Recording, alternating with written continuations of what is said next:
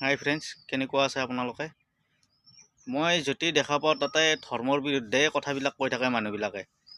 অলপ চিন্তা কৰিব যে হিন্দু মুছলিম বুলি কোনো কথা নাই, কোনো জাতি নাই, যাতে আমি সকলোৱে মিলি চলিব পাৰোঁ সেইটো ভাবক।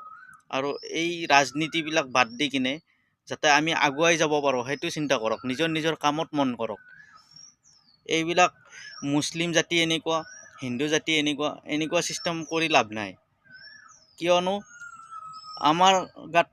আমাৰ গাটো কাটিলেও তেজ ওলাব, সিহঁতৰ গাটো কাটিলেও তেজ ওলাব, আৰু তেজটো কিবা ৰঙাহে হ'ব, কিন্তু বেলেগ কালাৰ নাথাকে তাতে। সেইটো চিন্তা কৰিব লাগে। আৰু আমি সকলোৱে ভাই সকলোৱে মিলিজুলি চলিব লাগে, সেইটোৱে জানিব লাগে। এইখিনিয়ে মোৰ ক'ব লগা। আপোনালোকে যাতে এইখিনি কথা অলপ মন কৰে। এই ধৰ্ম লৈ কিনে কোনো দিনাই ৰাজনীতি কৰিব নালাগে, সেইটোৱে আৰু তেতিয়াহে